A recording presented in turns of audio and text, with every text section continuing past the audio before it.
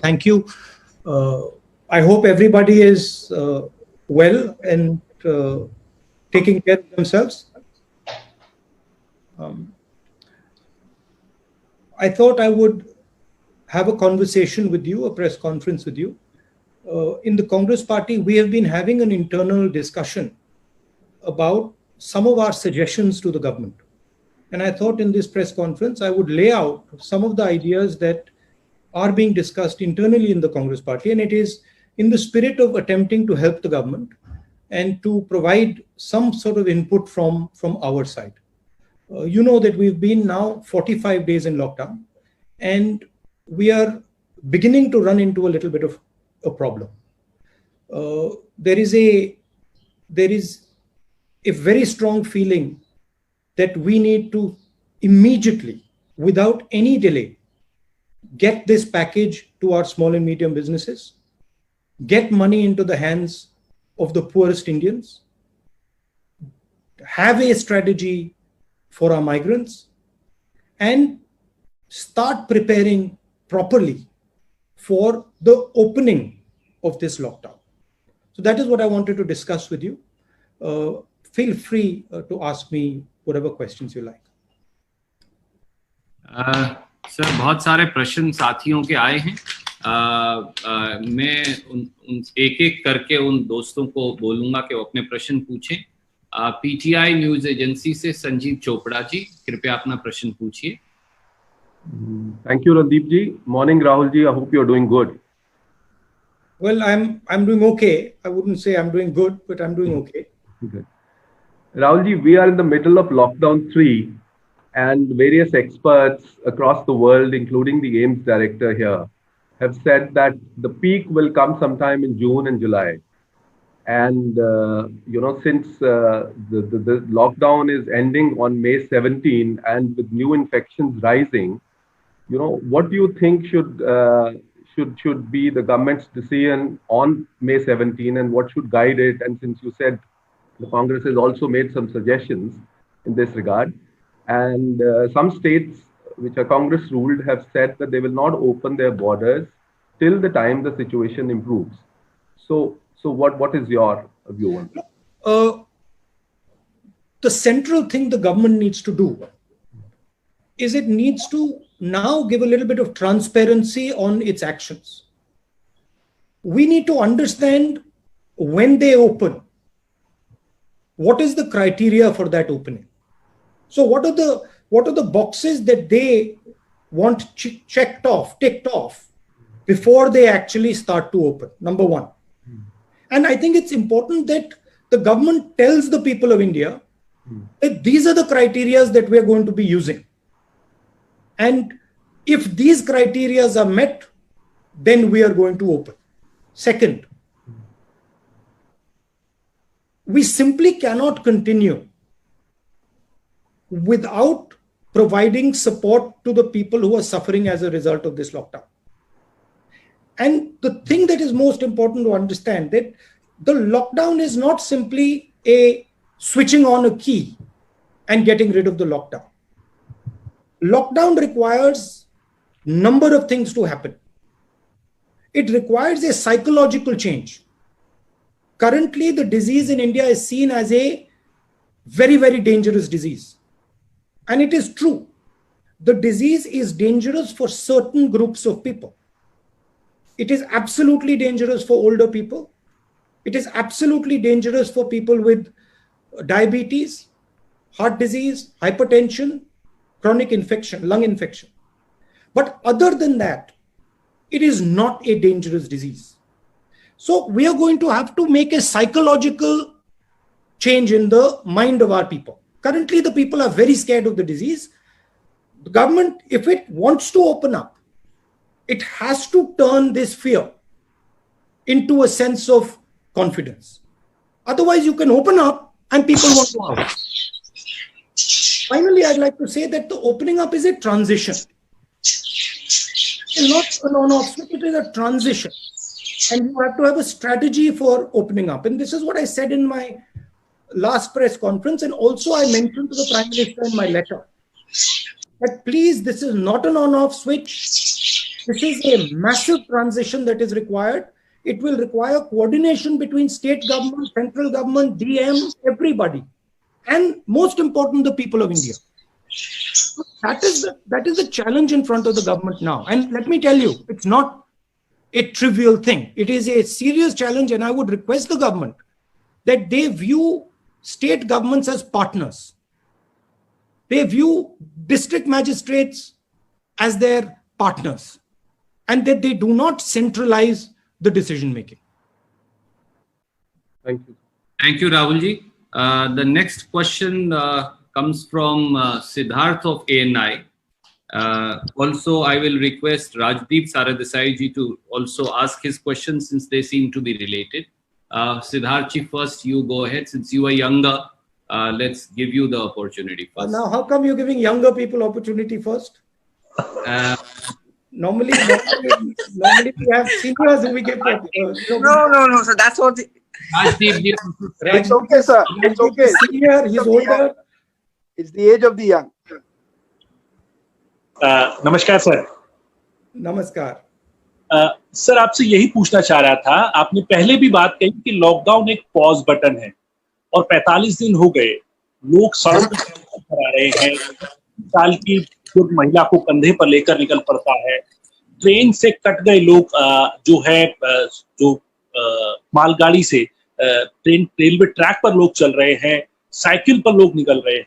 क्या आपको लगता है कि इस लॉकडाउन की स्ट्रैटेजी जो थी या लॉकडाउन का पर्पस था वो डिफीट हो रहा है और लोग विश्वास खो बैठे हैं सरकार में? क्या यही वजह है कि लोग सड़कों पर निकल रहे हैं? पहला सवाल मेरा। दूसरा सवाल ये कि आपने एक सीरीज शुरू करी है जहां पे आप तमाम एक्सपर्ट से बात कर रहे हैं, उसका पर्पस क्या आप रखने वाले हैं और किस तरीके से उसको जो सजेशंस या जो फीडबैक आपको मिल रहा है उसको क्या रखें? Sir, can I also ask Rajdeep ji, because they are related questions, sir? Why don't you give Rajdeep like his own space? Let me answer that. Rajdeep can have his own. Sure. देखिए, ये criticise करने का time नहीं है और मैं criticise नहीं करूंगा।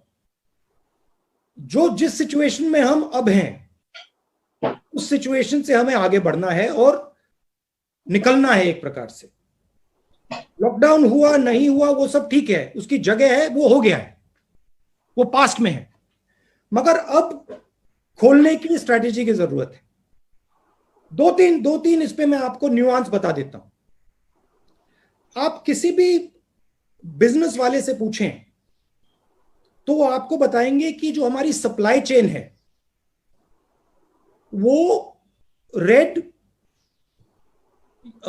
Yellow and green, red orange and green system के बीच में से निकलती है। तो रेड ऑरेंज एंड ग्रीन का जो हेल्थ केयर वाला सिस्टम है और इकोनॉमिक जो सप्लाई चेन है उसमें क्लैश है। तो उनका कहना है कि ये दोनों चीजों को रिजॉल्व करने की जरूरत है। हमने पहले भी कहा कि पैसे की जरूरत आज है, माइग्रेंट्स को पैसा आज देना है, सपोर्ट आज देना है, गरीब लोगों को आज पैसा देना है, और जो स्मॉल एंड मीडियम इंडस्ट्रीज हैं उनको आज मदद करनी है, कल नहीं, परसों नहीं, आज। क्योंकि अगर हमने आज नहीं मदद की तो जो जॉब लॉसेस हो रही हैं वो सुनामी बन जाएंगी। तो उसको हमें उनको कॉन्फिडेंस देना है, उनको प्रोटेक्ट करना है। तो पहले सवाल का जवाब यह है कि एक स्ट्रेटेजी निकालनी है, तरीका निकालना है, रास्ता निकालना है, और उसमें कांग्रेस पार्टी मदद करने के लिए तैयार है। क्योंकि हमारे भी स्टेट्स हैं, हमारे पास भी काफी लोग हैं जो इन चीजों को समझते हैं, इकोनॉमिक्स को समझते हैं, और स्पिरिट यही है प्रेस कॉन्फ्रेंस का। आपका दूसरा सवाल, ये जो मेरे कॉन्वर्सेशंस हैं, देखिए नॉर्मली मैं काफी लोगों से बातचीत करता हूं नॉर्मल कोर्स में, और उनमें से काफी लोगों के जो कॉन्वर्सेशंस होते हैं काफी इंटरेस्टिंग होते हैं।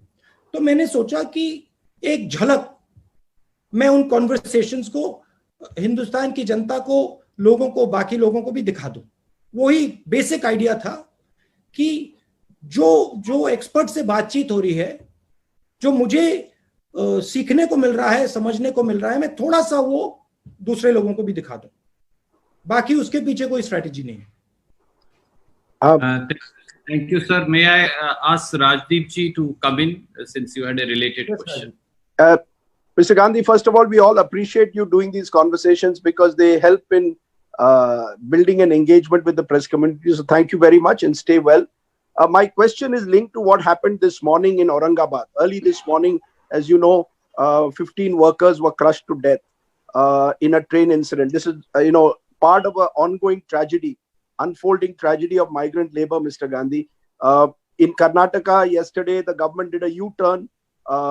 First said no trains will be allowed, eventually allowed trains even as the workers were walking. Even as we speak, several workers are still walking hundreds of kilometers home. Do you think the time has come for a national migrant labor policy? And does that involve cash transfers that you are talking about right away or something more long-term? Because the Odisha High Court today, for example, has said they will not allow migrant workers to come into Odisha unless they are shown to be COVID negative. Do you believe this has to go beyond COVID? And in the immediate, would you want trains across the country as the first step and then a national long-term migrant labor policy? And what would that involve, Mr. Gandhi? Look, there are pushes and pulls with regards to the migrant labor. First broad thing that we are saying is take the idea of Nyay and start putting money directly into 50% of India's poor households. Just without thinking of it, just start doing that. It's not going to cost so much. 65,000 crores is what it's going to cost. And it will completely transform the way people are thinking about this current situation, their current situation. Because we have to understand, if you are on daily wages, you do not have choices. You simply do not have a choice. So we have to give them a choice. That's point number one. Point number two is the transfer of migrants. I am not an expert on this. So I'm not going to sit and opine what I think about trains. But what I do think is that a conversation between states has to happen. And these decisions have to be made with empathy towards migrants, with thinking about their rights, so not crushing their rights, but they have to happen between states and the center has to oversee them. The pain has to be reduced, absolutely. So you're saying the minimum income right away, Mr. Gandhi? Am I correct? I'm saying that we are in an emergency. We require absolutely the idea of Nike. Call it whatever you want. Call it something else. Call it Pradhan Mantri Yojana, whatever you want to do. But the idea of injecting immediately 7,500 rupees directly into 50% of Indian households is critical, and it's not such a big price. Second, the idea that we can simply let our job creators drown. This is not feasible. We have to protect them. We have to make sure that we give them a wage protection scheme, 1 lakh crore wage protection scheme, and 1 lakh crore credit guarantee scheme to MSMEs. And then we have to give them 6-month interest subsidy. So we have to build a wall for them so that they can fight what is coming. We have to give them we have to build a financial support behind them. Look, it is pretty clear that a lot of these companies are going to go down. If we do not do anything, massive number of them are going to go down. So we have to ensure that we build a wall and we protect as many of them as possible. Now, there's another thing here, which is something important, that when we think about India's business system, we cannot simply say MSMEs and not big business, because there is a link between big business and MSMEs. Most of the stuff the MSMEs supply goes to big business. So if your big business isn't firing, your MSMEs can't fire. So there has to be a view where we are thinking systemically, where we are working to start the economy where we are certainly giving much more benefit to the small and medium industry, but we're also keeping in mind that there is a link between large business and small and medium business. And if we suddenly say, okay, only SMM, only small business is going to be helped and big business is going to be left to its own devices, we'll actually harm small business as well. Thing to understand in this current situation is everything is connected. And if you want to start the engine, you cannot think of starting just one part of the engine. You've got to start the whole engine. That is why creating demand, putting money into the system, putting money into poor people's hands, helping small and medium businesses, making sure you're protecting some of the larger players. These are all things that are interlinked if you want to start the economy. Thank you, sir. May I go back to the news agency IANS? Yes. Please go ahead. From IANS. It's almost 45 days into the lockdown. Does it surprise you that there is no sign of much talk about fiscal stimulus package? Congress party and Sonia Gandhi have given suggestions so many times to the government.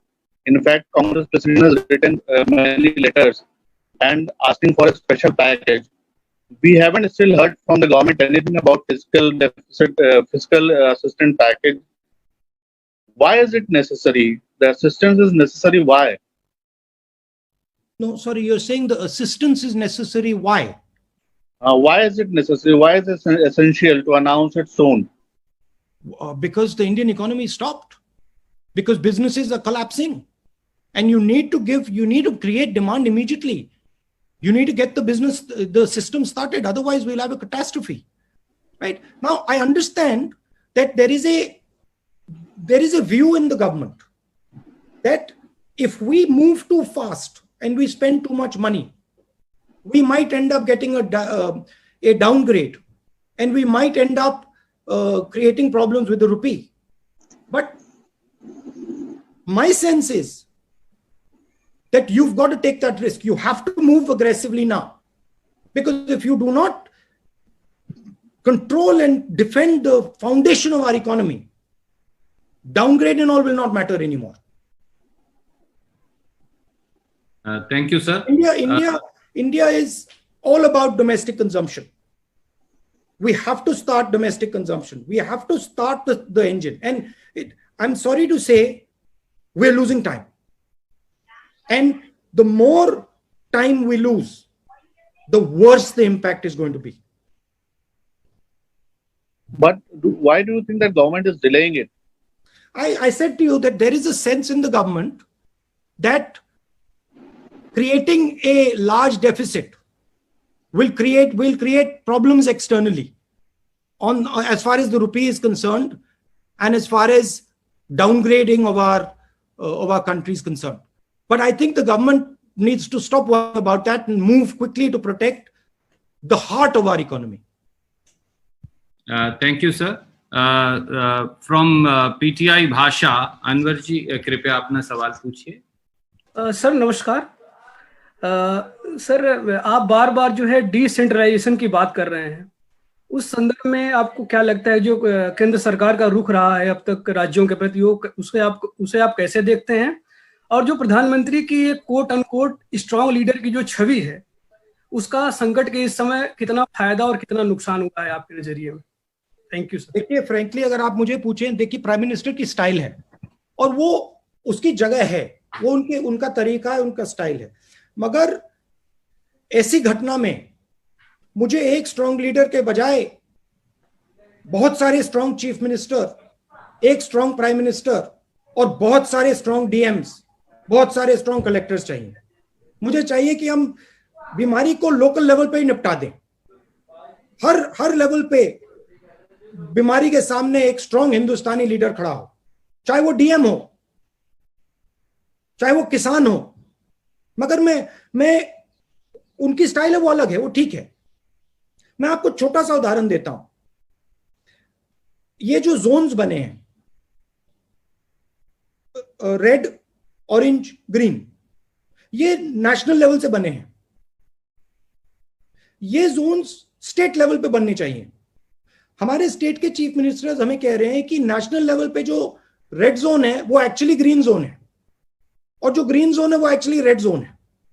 तो information state level leaders के पास है। तो जरूरी है कि जो हमारे Jones बन रहे हैं, छोटा सा उदाहरण दिया है, जो हमारे जोन्स बन रहे हैं वो एक्चुअली डीएम और चीफ मिनिस्टर के बेसिस पे बनने चाहिए। डीएम के पास इंफॉर्मेशन है, चीफ मिनिस्टर के पास इंफॉर्मेशन है, दिल्ली में ये इंफॉर्मेशन नहीं है। छोटा सा उदाहरण दिया। Thank you, sir. So may I request now Rajasthan Patrika? They have a question on, I think, farmers and agriculture. Shadab जी, कृपया अपना सवाल पूछिए। नमस्कार साहब। कहाँ है? नमस्कार, पूछिए। पीएम किसान सम्मान निधि योजना को लेकर 8 करोड़ किसानों के खाते में पैसा डालने की प्रधानमंत्री नरेंद्र मोदी जी ने 23 मार्च को घोषणा की थी। इसके बावजूद 1 तिहाई किसानों के खातों में चौथी किस्त की राशि का भुगतान नहीं किया गया है। आपको क्या लगता है, इसका क्या कारण हो सकता है? अब इसका मैं कैसे जवाब दूंगा, ये तो आपको सरकार से पूछना पड़ेगा। मगर मेरा कहना है कि जो मैंने राजदीप से कहा कि एकदम डायरेक्ट न्याय का जो आइडिया है उसको आप चालू कीजिए, बिना एक सेकंड जाया करे उसको कर दीजिए। क्यों नहीं किया है? स्पेकुलेशन हो सकता है। मैंने थोड़ा आपको अभी बताया कि सरकार को डर है कि डाउनग्रेडिंग हो जाएगी, उससे ज्यादा मैं नहीं बोल सकता हूं। Thank you, sir. May I request Ashish from ABP to ask his question? Ashish, ABP. Can you hear me, Randeep ji? Yes, please go ahead. Thank you, Randeep ji. Namaskar. Ashish ji. Sir, here this side, if you can see me, I'm raising my hand. You don't know which side you are on my screen. Yes, of course. That I'm just, if you can figure me out, I have my hands raised here. Okay, got you. How are you, sir? I'm well. Sir, मेरा सवाल है कि आपने जैसे कहा एकदम शुरुआत में कि आपके यहाँ इंटरनल डिस्कशंस चल रहे हैं। मैं जानना चाहता हूँ सर, जो डीप फाइनेंशियल क्राइसिस से हम गुजर रहे हैं अभी, उसको लेकर के आपने अपने जो कांग्रेस रूल्ड स्टेट्स के चीफ मिनिस्टर्स हैं उनको क्या सुझाव दिया है ताकि इससे हम बाहर निकल सके? क्योंकि सीमिंगली हम देख रहे हैं बीजेपी रूल्ड स्टेट के चीफ मिनिस्टर से बहुत ज्यादा इसको लेकर के कुछ सुना नहीं है। तो इस डिस्ट्रेस से डील करने के लिए कांग्रेस रूल्ड स्टेट्स को आपने क्या सजेशन दिया? Because you have been talking to so many economic experts. Sir, एक just let me add one more thing.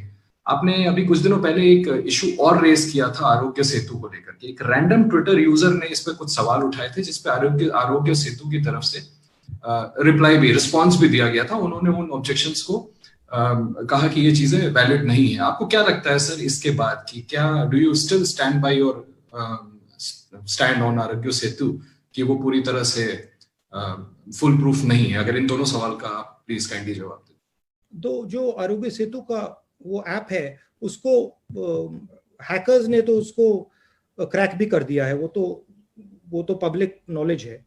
मगर मेरी मेन इशू उसमें ये है कि आप उसको ओपन सोर्स करिए। उसका जो इंटरनल प्रोग्राम है, उसका जो स्ट्रक्चर है वो पूरा सबको खोल के दिखा दीजिए। सिंगापुर का जो ऐप है वो ओपन सोर्स है, उसको कोई भी खोल के देख सकता है। तो मेरा कहना है कि आप ट्रांसपेरेंसी लाइए, कंफर्ट दीजिए लोगों को, और फिर आप ट्रांसपेरेंसी लाएंगे और कंफर्ट देंगे तो फिर आप ऐप चलाना चाहते हैं चला सकते हैं। जो स्टेट चीफ मिनिस्टर्स को आपने स्टेट चीफ मिनिस्टर, देखिए मेरा रोल उनको एडवाइस करने का नहीं है। मेरा रोल, जो हमारे 3 चीफ मिनिस्टर्स हैं, मनमोहन सिंह जी कांग्रेस प्रेसिडेंट, हम सब कुछ ही दिन पहले हमने एक डिस्कशन किया और उस डिस्कशन में जनरली जो हमारे पंजाब, राजस्थान, पौंडीचेरी में जो छत्तीसगढ़ में जो सिचुएशन है उसके बारे में उन्होंने हमें ब्रीफ किया। उनका कहना था कि लड़ने के लिए डिसेंट्रलाइजेशन की जरूरत है, और उनका कहना था कि जो सरकार, सेंट्रल गवर्नमेंट से जो उनको पैसा मिलना चाहिए वो उनको मिल नहीं रहा है, तो उनको बोरो करने की जरूरत, बोरो करना पड़ रहा है, उससे उनको काफी मुश्किल हो रही है। ये बेसिक उनकी पोजीशन थी। और फिर अलग अलग स्टेट्स में अलग अलग इश्यूज थे। पंजाब में इशू था कि जो मैंने सप्लाई चेन की बात की कि अगर आपने मेन सप्लाई चेन की जगह रेड कर दिया तो फिर मतलब वहां पे इकोनॉमी शुरू ही नहीं हो सकती।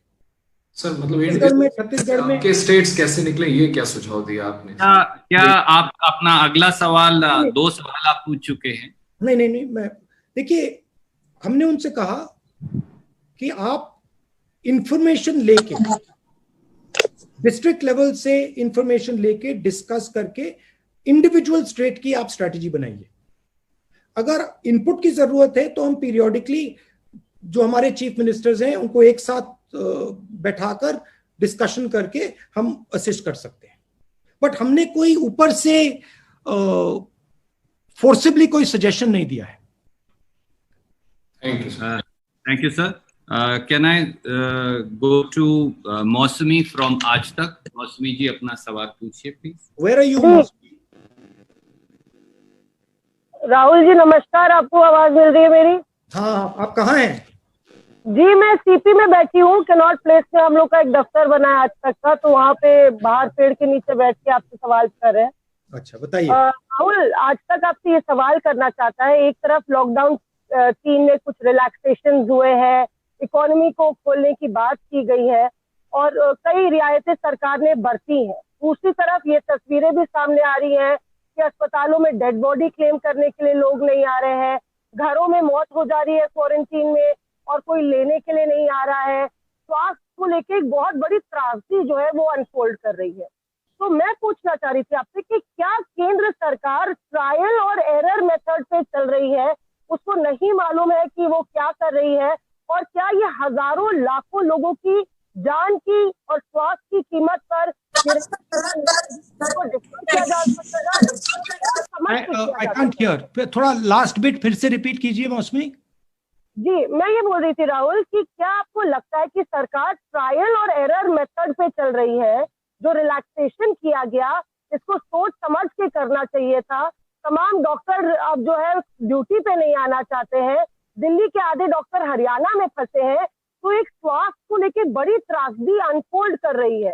डेड बॉडीज क्लेम नहीं हो रही है, लोग डरे हुए हैं।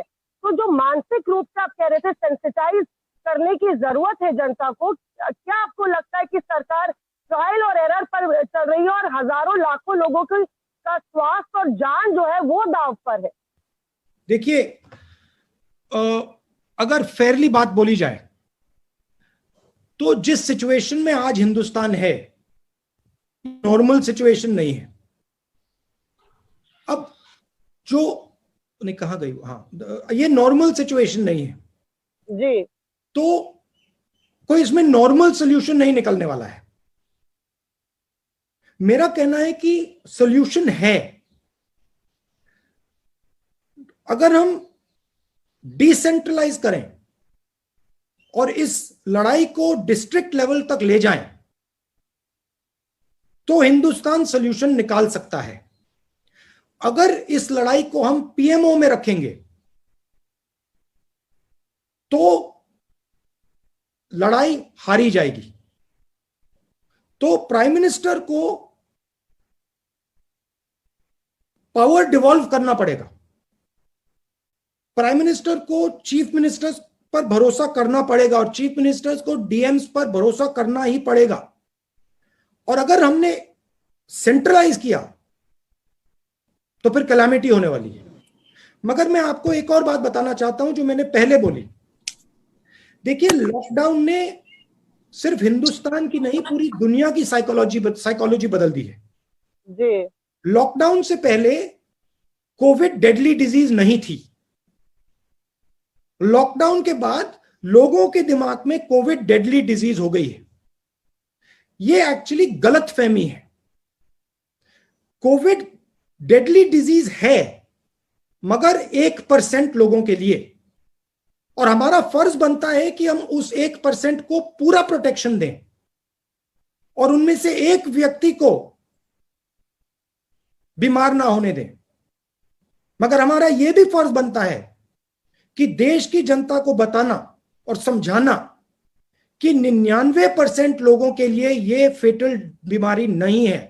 यह प्रधानमंत्री को बहुत अग्रेसिवली करना चाहिए, हम सबको बहुत अग्रेसिवली करना चाहिए, क्योंकि आज हिंदुस्तान में, बाकी दुनिया में डर का माहौल है।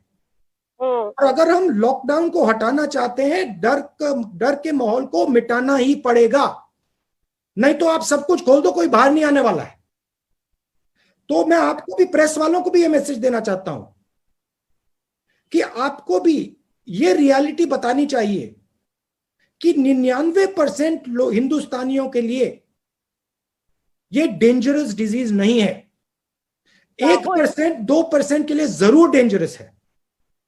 राहुल, रियलिटी सरकार से भी आनी चाहिए। हकीकत ये भी है कि स्वास्थ्य मंत्रालय की प्रेस वार्ताएं लगातार अब पोस्टपोन और कैंसिल हो रही है, लगातार डबलिंग जो है वो उसका पीरियड कम होता जा रहा है और प्रेस वार्ता कम होती जा रही है सरकार की तरफ से। तो ऊपर से इंफॉर्मेशन नहीं आ रही है, ऐसे में मीडिया आगे क्या जानकारी दे, इससे और केओस और पैनिक फैलता है। तो लगातार प्रधानमंत्री भी कर रहे हैं।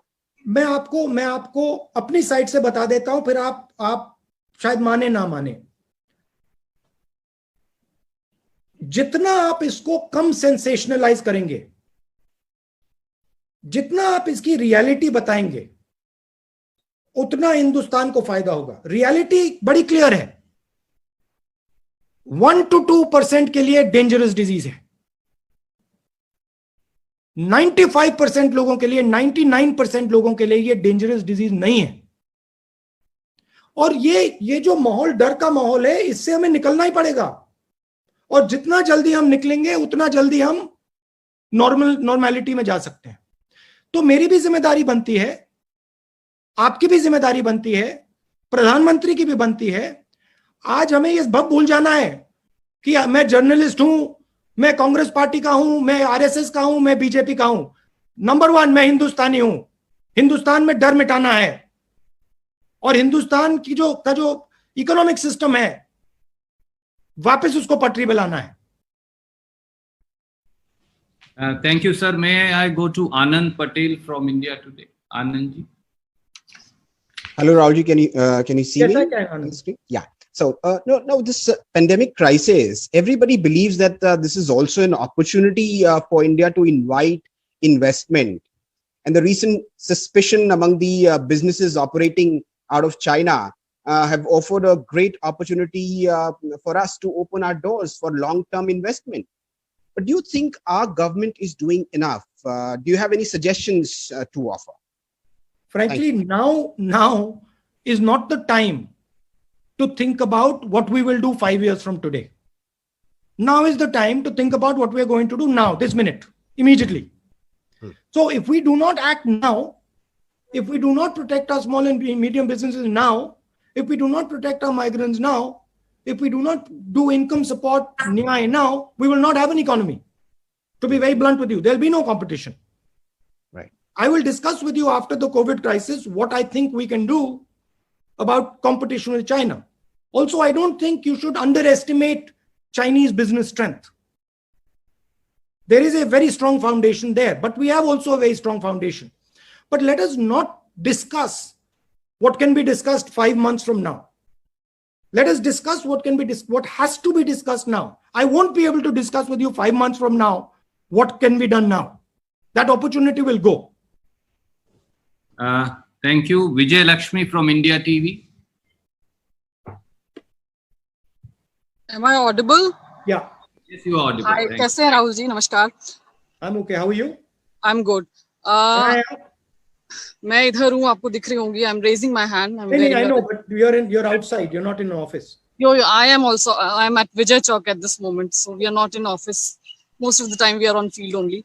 राहुल जी, मैं आपसे पूछना चाहती थी जॉब क्रिएशन पर, क्योंकि बहुत सारे लोग बेरोजगार हुए हैं इस पूरे कोविड-19 की प्रक्रिया के दौरान. इनफैक्ट विदेशों से भी काफी सारे भारतीय हैं, 2 लाख के करीब भारतीय जो खाड़ी देशों से वापस आएंगे.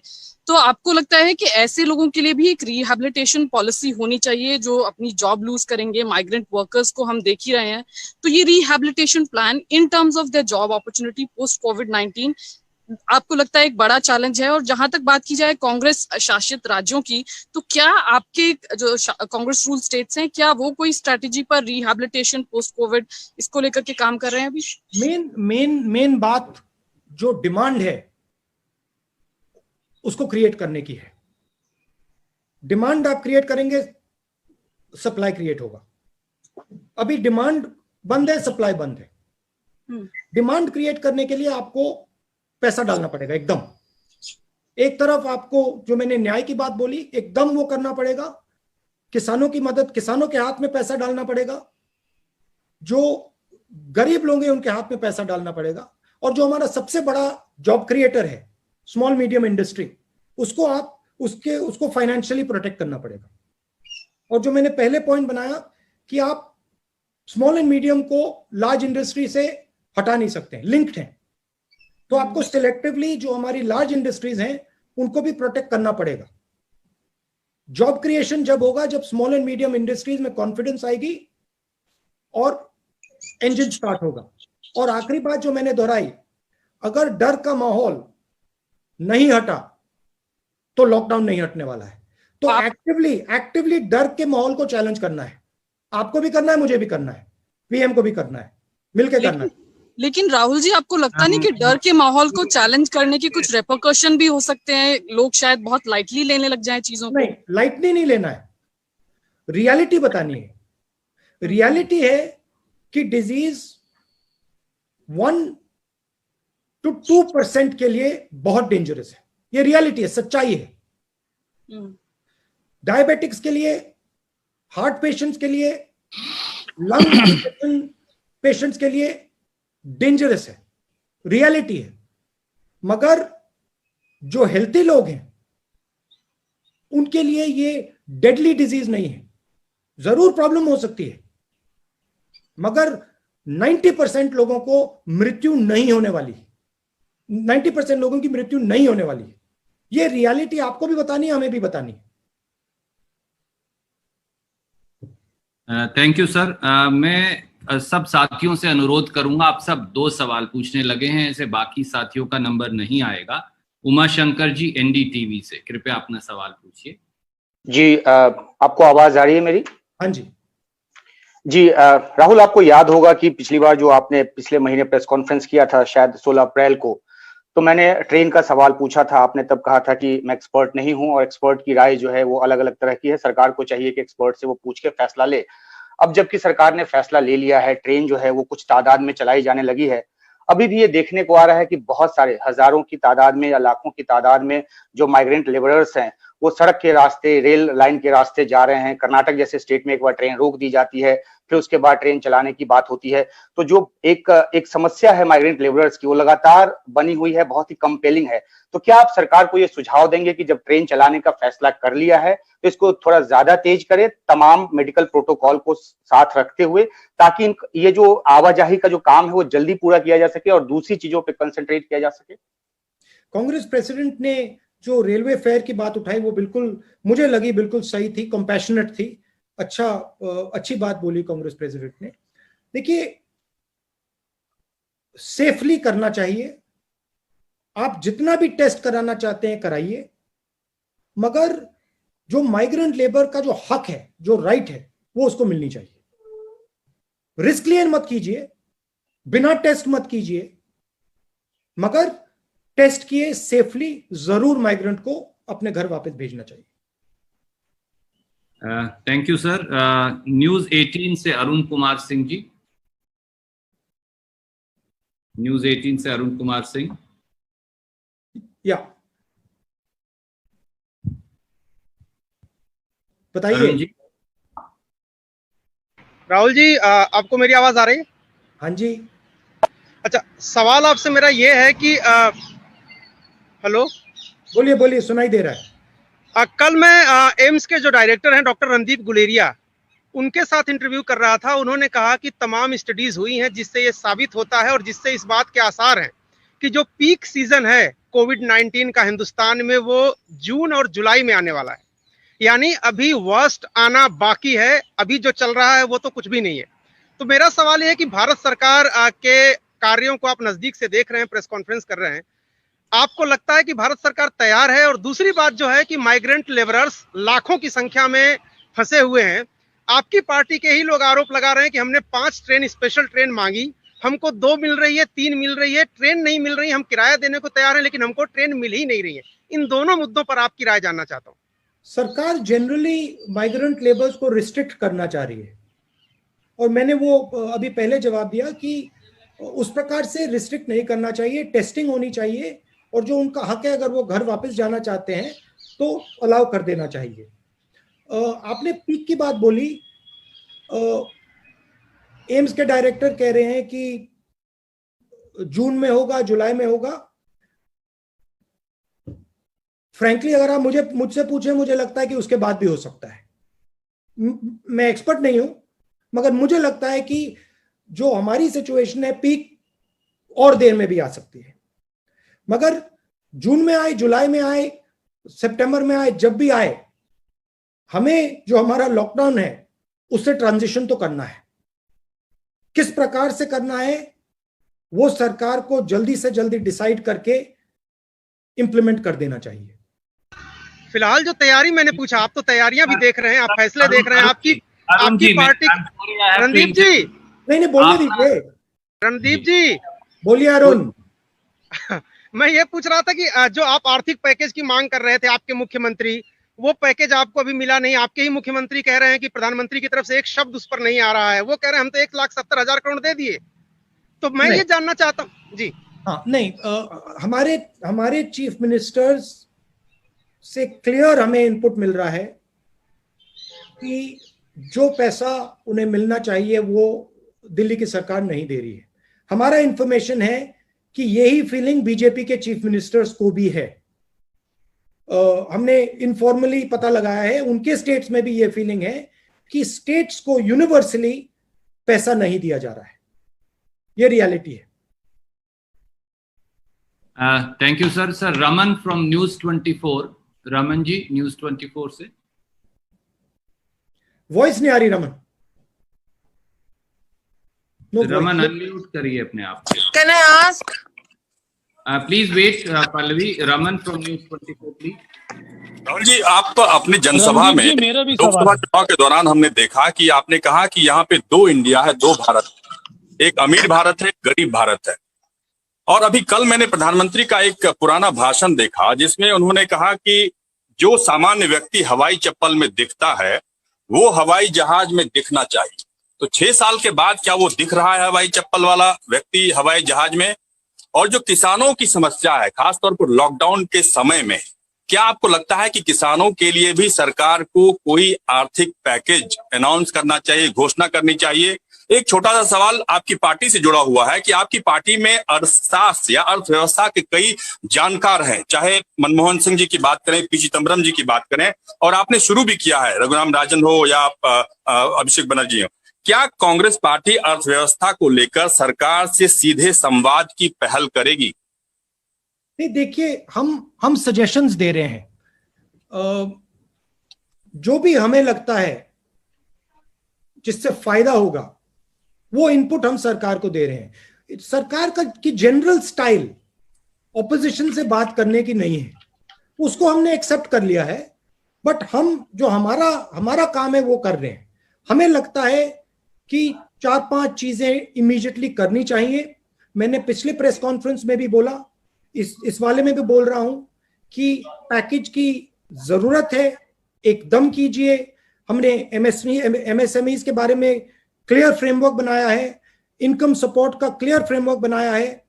एक और सजेशन, मनरेगा को आप 200 दिन का कीजिए, ये भी हमने सजेशन दिया है। तो हम अपना काम करते जा रहे हैं। देखिए, 2 हिंदुस्तान हैं और जरूर जो कोविड का असर है जरूर गरीब हिंदुस्तान को ज्यादा लग रहा है, जरूर। और इसीलिए सरकार को जो हमारे गरीब लोग हैं, जो हमारे किसान हैं, जो हमारे मजदूर हैं, उनके खाते में एकदम पैसा डालना चाहिए। Thank you sir. Mohit Dubey from News Nation please. Mohit. Rahul ji नमस्कार। राहुल जी नमस्कार। एक second, Mohit Dubey News Nation से बोल रहा हूँ। नमस्कार मोहित जी। मेरा सवाल ये है कि लगातार अर्थव्यवस्था को लेकर आप चर्चा भी कर रहे हैं और अर्थव्यवस्था को पटरी पे लाना बहुत जरूरी है। प्रधानमंत्री नरेंद्र मोदी खासतौर पर पीएम केयर फंड में पैसा इकट्ठा हो रहा है, बड़े बड़े सेलिब्रिटीज ने पैसा दिया है, आम लोगों ने पैसा उसमें दिया है। उसमें कितना पैसा अब तक खर्च हुआ? क्या कांग्रेस पार्टी इसकी डिमांड करती है, पूछेगी कि कितना पैसा इकट्ठा हुआ, कितना खर्च हुआ? और एक और सवाल छोटा सा इससे जुड़ा हुआ है कि लगातार आप लोग जो कह रहे हैं कि जो रेलवे का किराया है उसको लेकर आपकी जो संगठन है राज्यों की, वो लोगों की मदद कर रही है, चाहे अमेठी की बात हो, उत्तर प्रदेश की बात हो या दूसरे राज्यों की बात हो। लेकिन सरकार का कहना है और भारतीय जनता पार्टी का कहना है कि कांग्रेस राजनीति कर रही है, वो मदद नहीं कर रही है। नहीं, देखिए, ये आप मेरा प्रेस कॉन्फ्रेंस देखिए, इसमें मैंने कोई राजनीतिक आक्रमण नहीं किया। मैंने कोई आपने मुझसे पूछा, आपने मुझे बहुत सारी अपॉर्चुनिटीज दी, मैंने एक भी अपॉर्चुनिटी नहीं ली, क्योंकि मैं जानता हूं और समझता हूं कि ये टाइम नहीं है। ये टाइम मदद का है, फ्रैंकली बताऊं। हिंदुस्तान की जनता को दर्द हो रहा है, हमें उनके साथ खड़ा होना है, वो काम हम कर रहे हैं। आपका दूसरा सवाल क्या था? वो पीएम फंड। देखिए, जो मैंने कोविड ऐप के बारे में बोला वही पीएम फंड के बारे में बोल रहा हूं। उसकी ऑडिटिंग होनी चाहिए, क्लियर होना चाहिए किसने पैसा दिया, कितना पैसा दिया और किसको दिया। आप क्लियर कर दीजिए, ऑडिट कर दीजिए, कोई प्रॉब्लम नहीं। Thank you, sir. Can I quickly go to Pallavi from CNN? Hi, Rahul. Rahul, can you hear me? Yes, Yeah. Pallavi. I'm in blue. Okay. I hope you're Pallavi, fine. have you lost weight? I hope I have. Thank you. You've lost weight, huh? Thank you so much. Okay. Rahul, I'm just going back to what Captain Amrinder Singh said a few days back. He said people sitting in Delhi cannot decide what the zones are, cannot dictate the policy. So 2 quick questions over here. One, do you think there's a complete centralization as far as the policies and lockdowns are being decided? That's one. Second, Uttar Pradesh followed by Madhya Pradesh is coming out with these ordinances on labor laws, which means most of the labor's rights will be taken away because there's this worry that they're going back home and we don't have enough people to do work. So your quick reactions on these two. Centralization, you think? And second, of course, on the labor. One is the truth is that people are very scared. And it is the right of people to be scared. If somebody is scared of a situation, you cannot just say, I'm not going to care about that. So reducing the fear that is rampant is critical. It is very, very important. And it is the right of workers, right of every Indian, to go where he wants, go back home. And it is the duty of the government not to bully them, but to make it easy for them as long as safety is maintained to go back home. I think that is important. Amrinder Singh ji is very concerned because some of the zones that they have made red are actually not red. And some of the zones that they have made green are actually red. Because the information at the center is wrong. So he's actually worried about that. Because when you are centralizing the decision on the zones, you're making mistakes. And then that is helping spread the disease. That is why it is very, very important that the zones are decided by the districts and by the chief ministers. So you think the states are not being taken on board? The center is deciding everything? Randeep जी, बिलाल बोल रहा हूँ, मेरा भी एक सवाल है sir. एक second Pallavi, the list is being compiled at the center and told to the states. This is a very serious problem. The list needs to be created by the state. PMs need to say, the disease is in a dangerous place. I want to make it a red zone. And then the chief minister has to decide that. It cannot be decided top down. It is actually taking us backwards in the fight. Randeep ji, सवाल मेरे। Sir, can we go to Sanjay Mishra from Dainik Jagran? He's been waiting for some time. Thank you. Yeah. बताइए। संजय जी, सवाल पूछिए। Sir, उनका जी, मेरी आवाज आ रही है? राहुल जी नमस्कार। रणदीप जी, मेरा भी सवाल है। और राहुल जी मेरा सवाल इंटरलिंक्ड है। पहला सवाल यह है कि कृषि क्षेत्र को लेकर के सरकार ने अभी तक कोई स्पेशल पैकेज की घोषणा नहीं किया है। अगर जो कोविड का सिचुएशन है उसमें जो दिखाई दे रहा है वो हमारा कृषि सेक्टर ही शायद देश की इकोनॉमी को बचाएगा। दूसरा इसी से रिलेटेड सवाल है कि जो माइग्रेंट लेबर्स हैं, माइग्रेंट लेबर्स को कई स्टेट जैसे कर्नाटक, गुजरात और कुछ और स्टेट्स ने जबरदस्ती रोकने की कोशिश की है। एक आजाद देश में उत्तर प्रदेश, बिहार और झारखंड के मजदूरों को जानवर की स्थिति में वहां रखने का शेल्टर का इंतजाम है और सरकारें बिल्डर लॉबी या दूसरी लॉबी के दबाव में वहां उनको रोक रही हैं, आने नहीं दे रही हैं। इन दोनों सवालों पे मैं आपसे चाहूंगा कि कांग्रेस पार्टी का नजरिया क्या है। ये जो माइग्रेंट लेबर है, डेली वेज लेबर है, इनको रोकना बिल्कुल गलत है, इनह्यूमन है।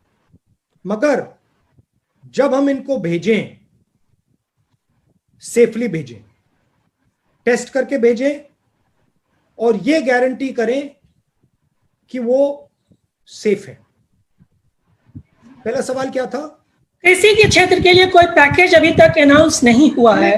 पिछले प्रेस कॉन्फ्रेंस में कहा था 10,000 रुपए अर्जेंट इनकम सपोर्ट किसानों को। तो और हमने जो न्याय की बात की है उसमें किसान भी इंक्लूडेड होंगे। तो ये हमारा स्ट्रक्चर है, मगर अब डिले नहीं करना चाहिए। मैं प्रधानमंत्री को कहता हूं, डायरेक्टली यहां से कहता हूं कि अब आप प्लीज डिले मत कीजिए, क्योंकि बहुत ज्यादा नुकसान होने वाला है। संदीप जी, बिलाल, मेरा भी सवाल। अमर उजाला से Vinod Agnihotri ji, go ahead please. Vinod Agnihotri ji वरिष्ठ पत्रकार हैं अमर उजाला से। हाँ जी। राहुल जी नमस्कार।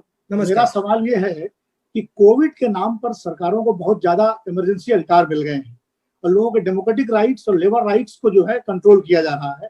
अभी उत्तर प्रदेश की सरकार ने और मध्य प्रदेश की सरकार ने लेबर रिफॉर्म्स के नाम पर बहुत सारे लेबर राइट्स जो है वो खत्म कर दिए हैं। इस पर कांग्रेस पार्टी का और आपका क्या स्टैंड है? क्योंकि ह्यूमन राइट्स और डेमोक्रेटिक राइट्स को कर्व करने का एक तरीका कोविड के नाम पर एडमिनिस्ट्रेशन को, अथॉरिटीज को मिल गया है।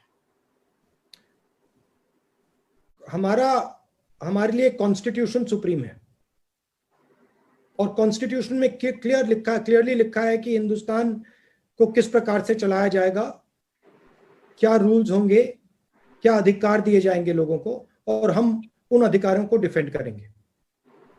जरूर इमरजेंसी सिचुएशन है, कोविड बीमारी और जो लॉकडाउन है इमरजेंसी सिचुएशन है, मगर ये जो एक प्रकार से कानून बनाए जा रहे हैं ये परमानेंट नहीं होने देंगे। मतलब इनको सिर्फ मैं आपको बता देता हूं, देखिए हमारी बात नहीं है जी। अगर कोई सोचता है कि हिंदुस्तान की आवाज को दबाया जा सकता है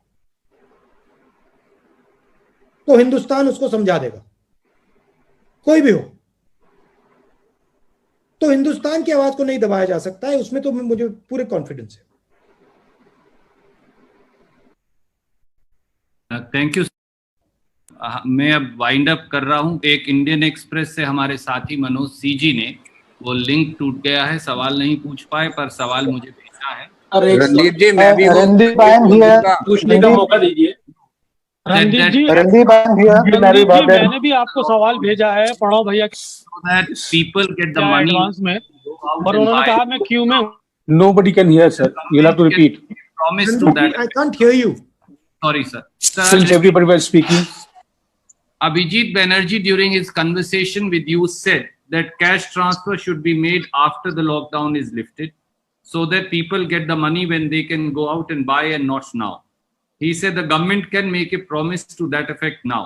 Do you agree, or does the Congress feel cash transfer should be made now? I think we are at a place where we have already started the transition of opening the lockdown. What Mr. Banerjee was saying was the moment the transition to a non-lockdown state begins, you have to start giving the money. And I think that process should start immediately. According to the government's own admission that we are beginning to loosen the lockdown. Thank you, sir. There are multiple questions, sir, and I wish I could take them all. It's been 1 hour and 10 minutes. Look, Randeep ji, what I will do, we will do this again, and I would request you that the people who have not been able to ask a question this time should be given first chance in the next. Thank you so much, Rahul Gandhi, because you are finding, because we always have this problem. We always have this problem, and I'm very happy that Sunil, you don't have this problem. Sir, I have not been allowed in the lockdown period twice. Okay, good. Sunil will ask the first question next time.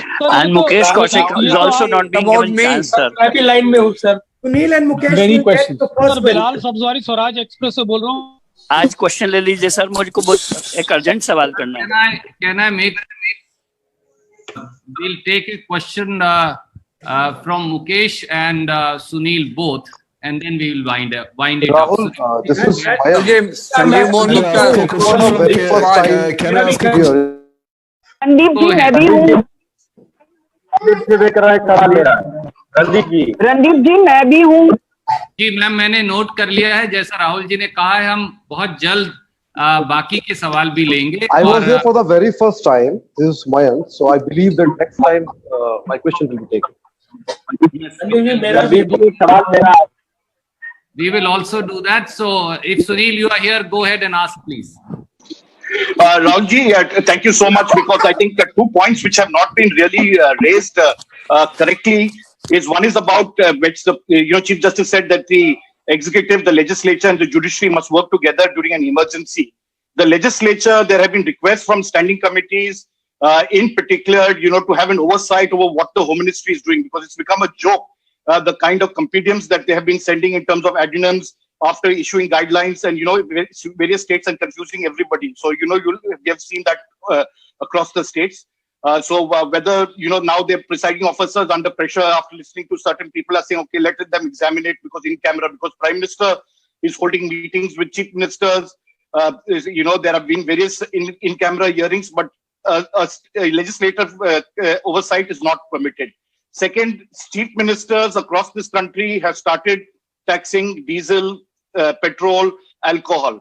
Would you suggest this to your Congress chief ministers in particular?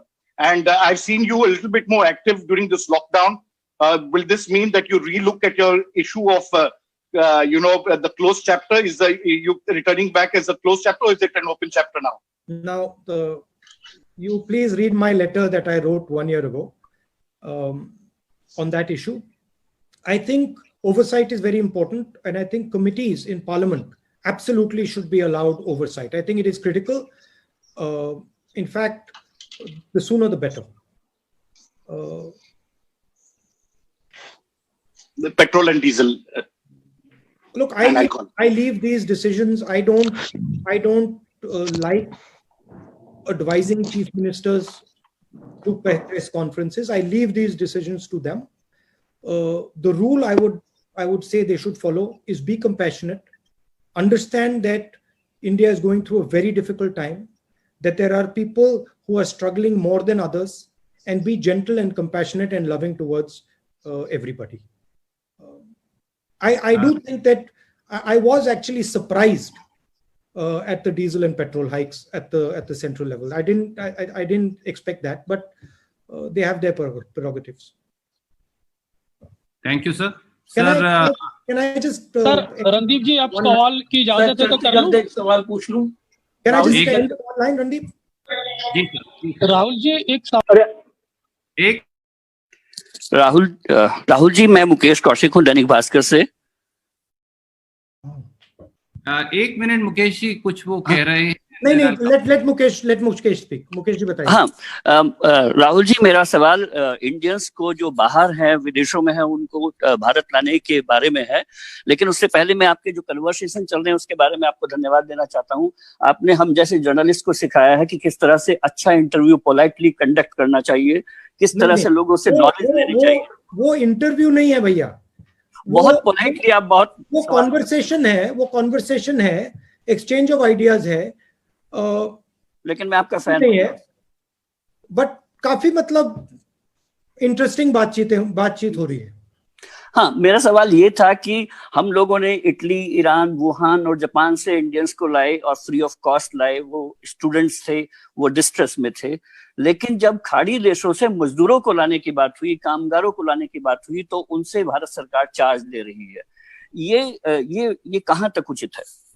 गलत है। सब हिंदुस्तानी एक हैं, सबको एक ही treatment मिलना चाहिए। और अगर हम लोगों को ट्रांसफर करने की बात करते हैं इस सिचुएशन में, सिर्फ हमें एक चीज चेक करनी है कि वो मेडिकली चेक्ड हैं, हाँ या ना। अगर मेडिकली चेक्ड हैं, सेफ हैं, तो उनको ट्रांसफर करने की कोई प्रॉब्लम नहीं। Thank you sir. The last question is from Sandeep Fukan of Hindu. Sandeep, please go ahead and ask your question. Randeep ji, मैं भी हूँ जी। मुझे मालूम है मैम, और जैसा ज्यादा से ज्यादा हम 50 के करीब सवाल ले चुके हैं और भी लेंगे। Sandeep ji from Hindu, please go ahead and ask. Otherwise, he has sent me the question, and also question on my screen identical. And if I may repeat the question of both of them, sir. Yes. Sandeep ji from Hindu and Kaushik Deka from India Today both wanted to know two things, sir. One was your opinion on a comprehensive agriculture package, and the second part of the question, sir, was how a top-down strategy is not working, and the strategy really needs to come from the district, state, and then to the center, and not vice versa. Yeah, the bulk of the fight is going to happen at the district and the state level. But that is not to say that there is no role for the center. Center absolutely has a role, but there is a division of labor. Center should not be deciding zones. District magistrates and chief ministers should be deciding zones based on input from the ground, for example. But that is not to say that there is no place for the center. The center absolutely has to think about national strategy, but center must not get into the local fight against the disease. And I think if there is a observation that I can make, the current fight is too centralized. It needs to become more decentralized. Prime Minister has to, in my view, do 2 or 3 things. Number one, reduce the fear of the Indian public. That's job number one. Make India believe that, look, yes, it is a scary disease. Yes, it is scary for a certain amount of people, but it is also not a deadly disease for many people. Number two, start talking with the chief ministers, not talking as the boss, but talking as a colleague, talking as someone who's helping them.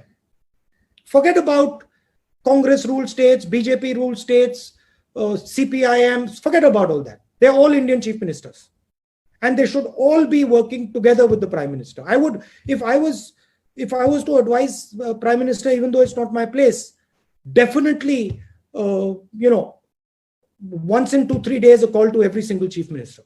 That would be very important. And a partnership type of call. Thank you. Rahul ji, चलते एक सवाल पूछूं अगर आपकी इजाजत हो। Finally, other advice, which has been the thrust of this press conference. Put money into our people's hands immediately. Don't dilly-dally. Put money immediately into our people's hands. Don't worry about it. Our people are solid people. They will turn this thing around if you give them the opportunity. Thank you very much. Thank you, sir. Namaskar. Thank you, Rahul. Thank you. Stay safe. Thank you, sir. Thank you.